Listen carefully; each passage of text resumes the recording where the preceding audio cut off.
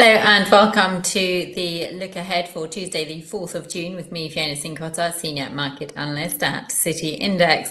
So in the European session tomorrow, we've got BRC retail sales. We've also got Swiss inflation data. Over in the US, we'll be watching factory orders as well as jobs job openings and API oil inventories.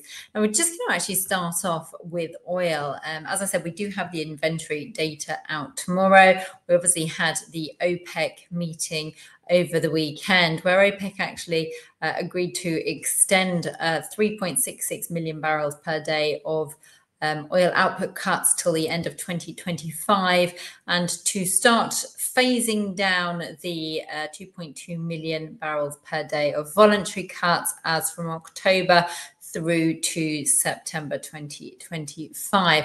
Now, that wasn't really having much of an impact on the market. What has had more of an impact, if we have a look at this chart, we can see that bearish engulfing candle that's sort of aggressively breaking through support after we had weaker than expected US manufacturing PMI, which showed that the US manufacturing sector contracted by more than expected.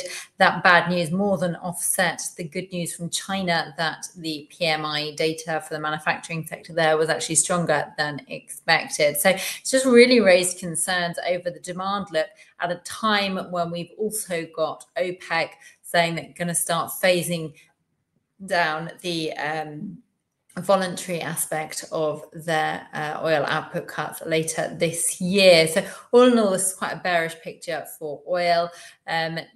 We've got the API data tomorrow. If we see a larger than expected drawdown in inventories, then that could send oil prices lower. Some levels to be watching out for as far as oil is concerned. So it's taken out support at 76.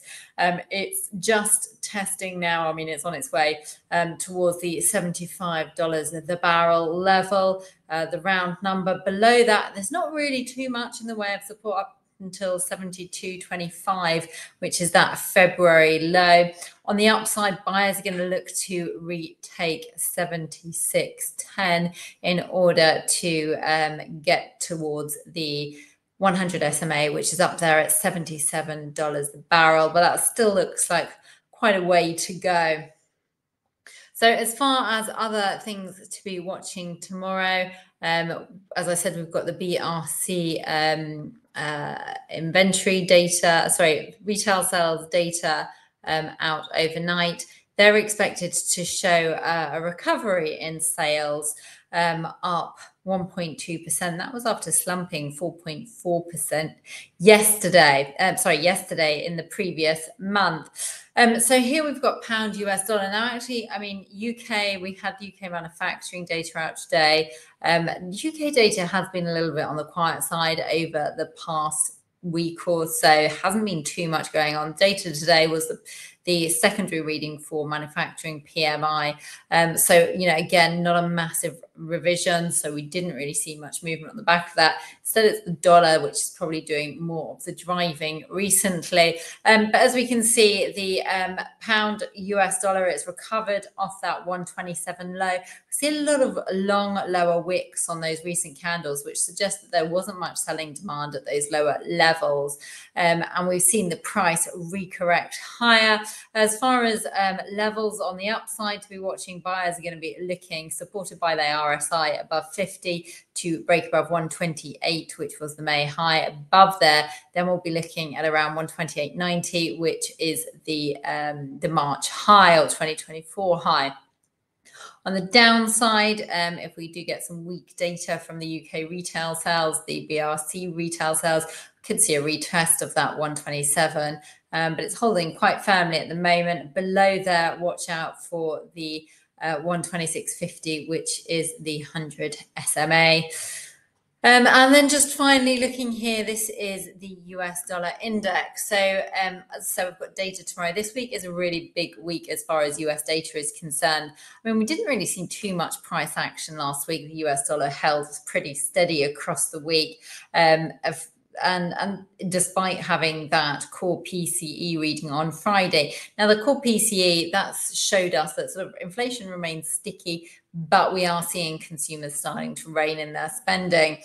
Now, the data that we've had today was the manufacturing PMI, which was much weaker than expected, a steeper contraction than expected. I think that's just unnerved, rattled the markets a little bit and sent the US dollar lower. Now we've got, looking out across the week, tomorrow we've got the factory orders, which are expected to show growth of 0.6% after 1.6% growth previously. Also got JOLTS job openings. Again, we're supposed to see a slight softening there to 8.3 million, down 0.8, down from 8.48 million previously. So, if we get some more signs of weakness in data, I think that could start raising questions about the health of the US economy and unnerving investors. Now, as far as levels to be watching are concerned, we can see the US dollar index at the moment is trading around that 200 SMA, just offering some support. That's at